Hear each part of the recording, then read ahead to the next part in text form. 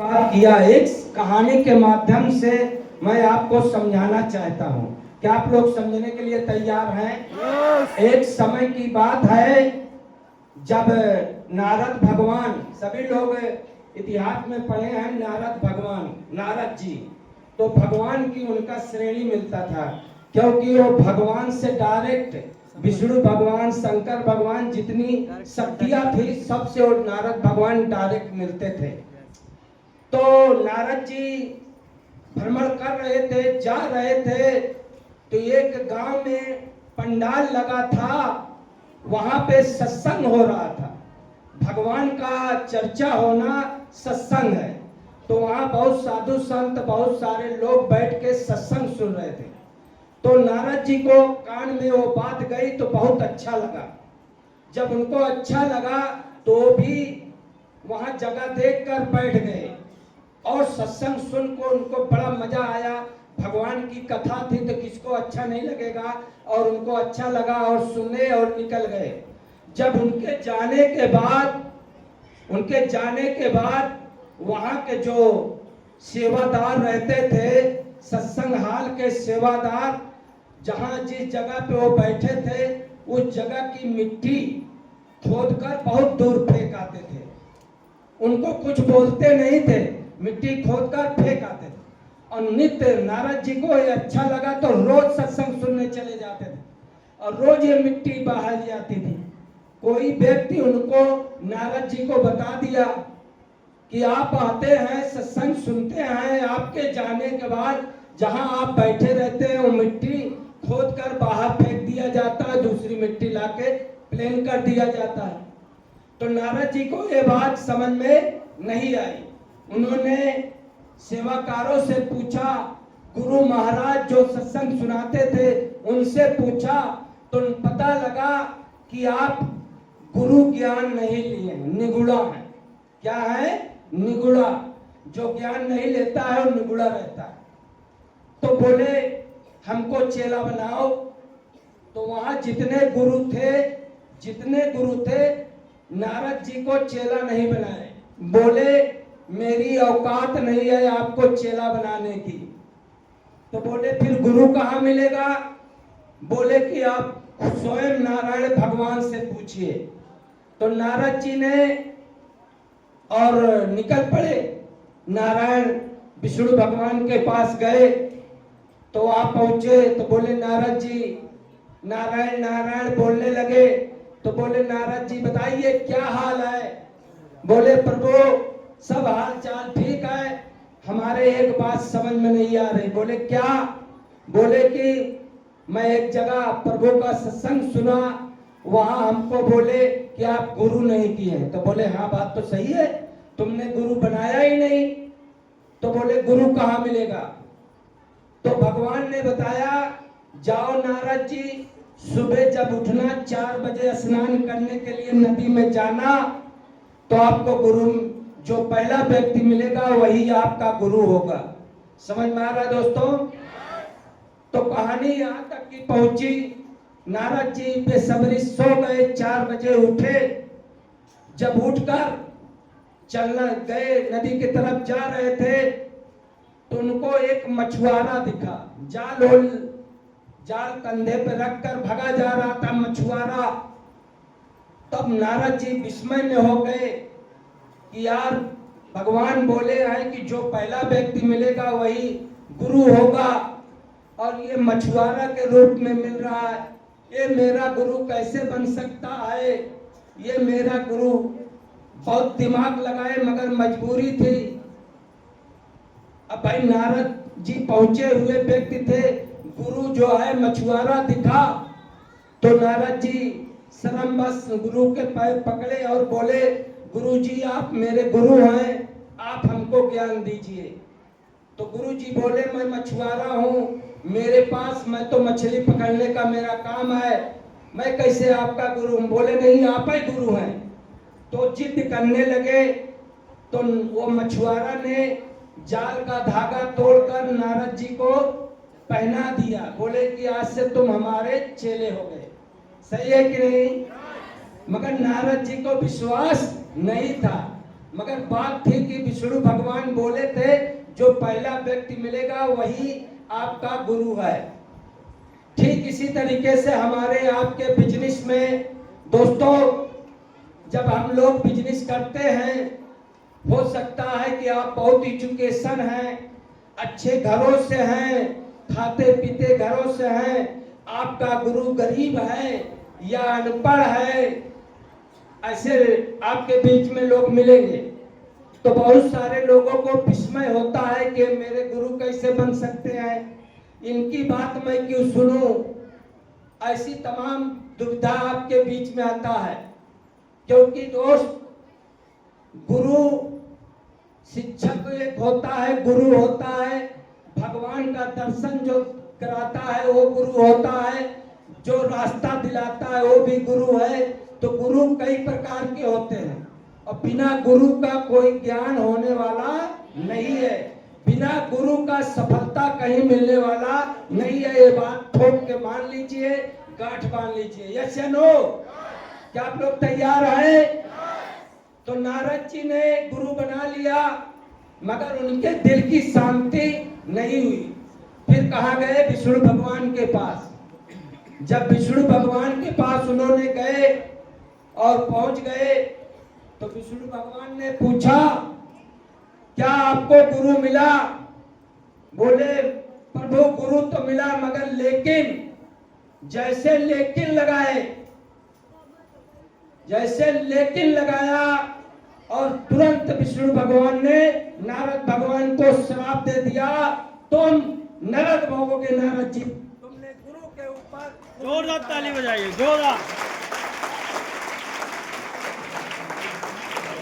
तो दोस्तों, मेरी आवाज आ रही है? कोई दिक्कत नहीं है, मैं बोलता रहूंगा।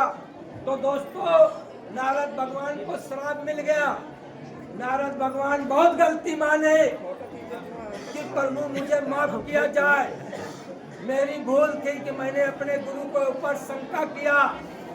ऐसे यहाँ पे भी लोग हैं, अपने गुरु को छोड़ देते हैं और बाहर गुरु ढूंढते हैं। अपने अपलाइन की बात मानना पड़ेगा। यस या नो? दोस्त, अगर अपने अपलाइन की बात मानोगे तो जिंदगी में टॉप पे जाओगे और आप गारंटी के साथ डायमंड बनोगे।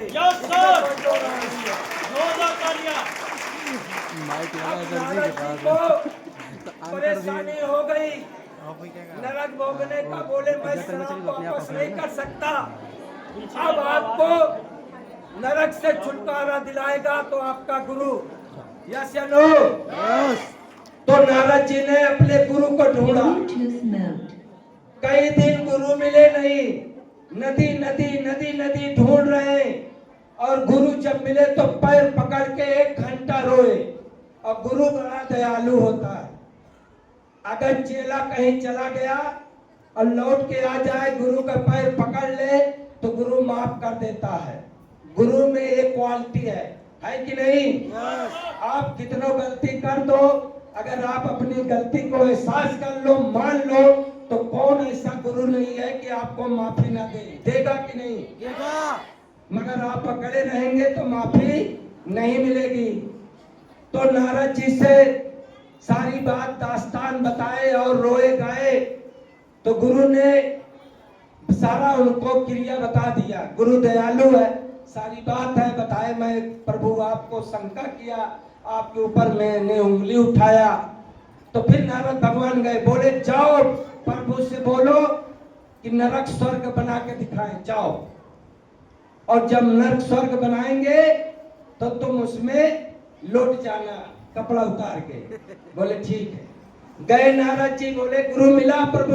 प्रभु जी, विष्णु ने पूछा, नारद जी गुरु मिला? गुरु मिले आपको? सुलेशन दिए? बोले हाँ प्रभु सुलेशन दिए, मगर एक बात समझ में नहीं आ रही, प्रभु हमको नर्क और स्वर्ग बना के दिखाओ।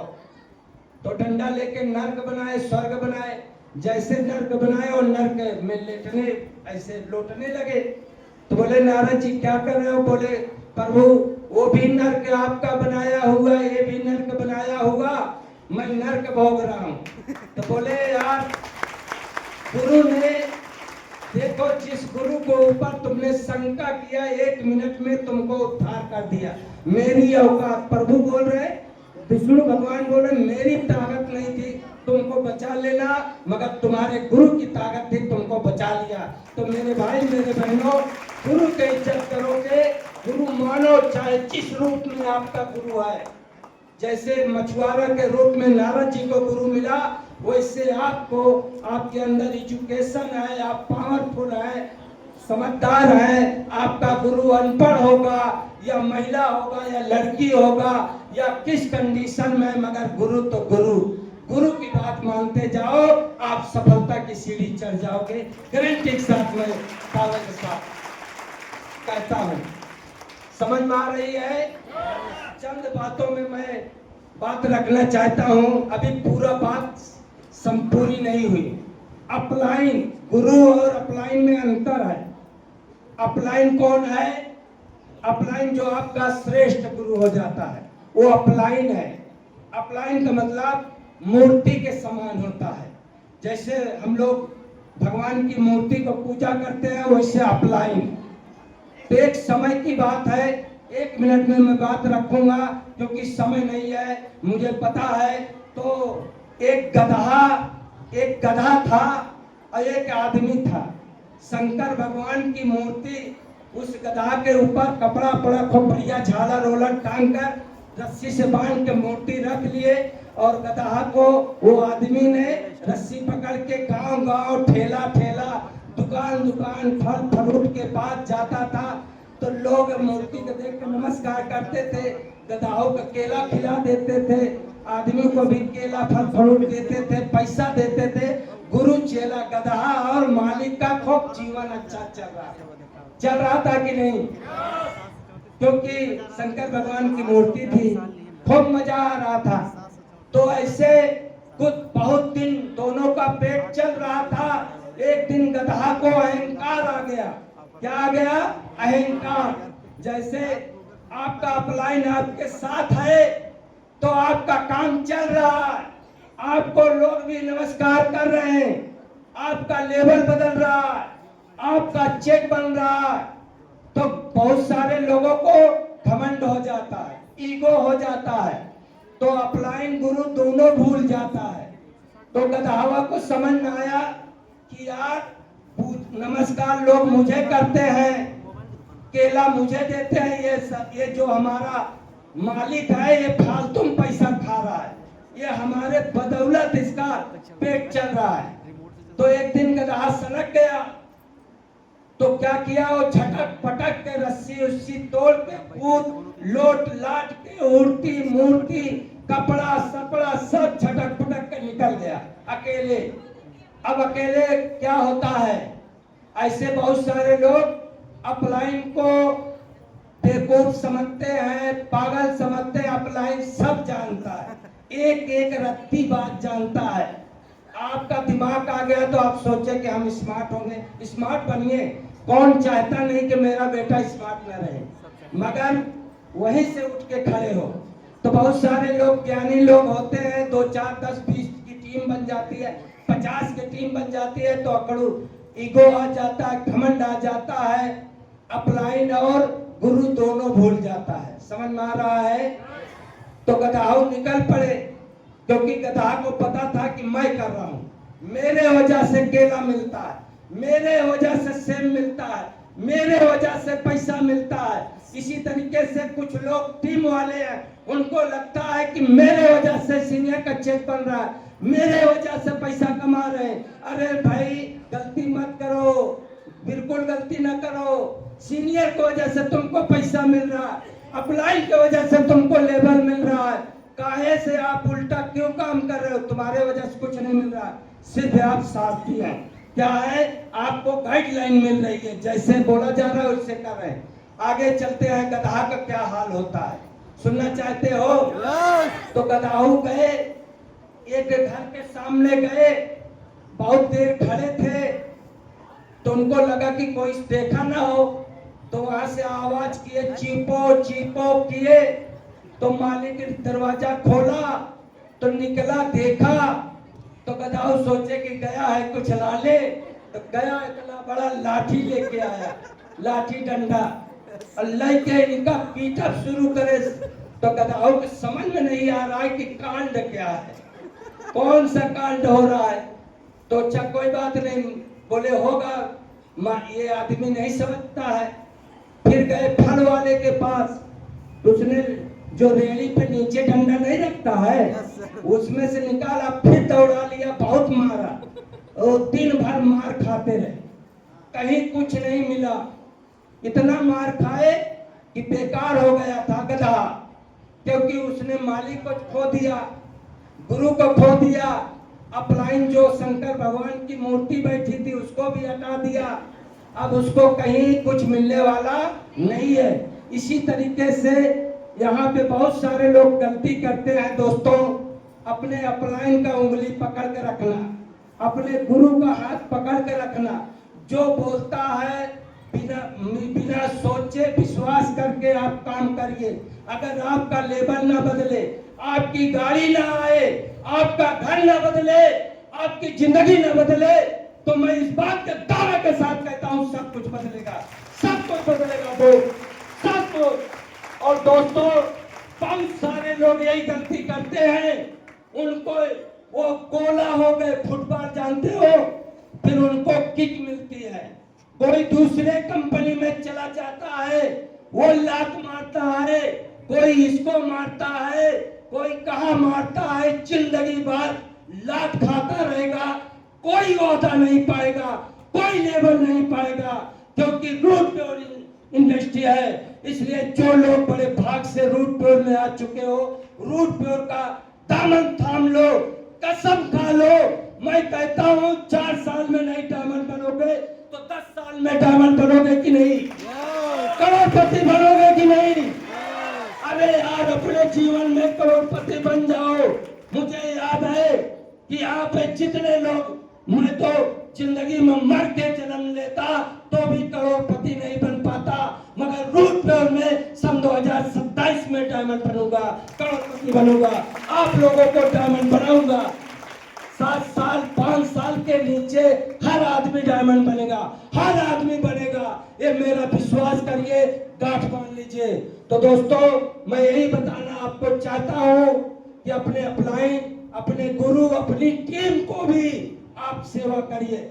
जहां से आपकी आईडी लगी है वहीं से आप सीनियर होते हैं, वही की जिम्मेदारी दिया नहीं जाता, लिया जाता है। हर जगह आगे खड़ा होना पड़ेगा, चाहे साला दुख हो चाहे सुख हो। क्या मैंने दर्द नहीं झेला? क्या मेरे पास पेट्रोल था? नहीं था। क्या मेरे पास समय था? मैं भी अपने 3 बच्चों का बाप अकेला ही था। समझ में आ रहा है? लोग बोलते हैं भैया सब्जी मैं अकेला हूँ, साले कहां से दुकेला होके आया है, सब अकेला था। सही है कि नहीं? घर का गार्जियन था तो अकेला था, अकेला दिहाड़ी भी लगाता था, काम किया और काम करके, इसको कहते हैं मर्द। रोता है चू चाची, आए हो डायमंड बनने, रोने आए हो, रोने से करोड़पति नहीं बनोगे, जिगरा देना पड़ेगा, दर्द लेना पड़ेगा। जैसे एक माँ 9 महीने अपने बच्चे को पेट में रखती है तो उसको दर्द होता है, पेन होता है, और तब वो माँ कहलाती है। तो अगर आप लोग 4 साल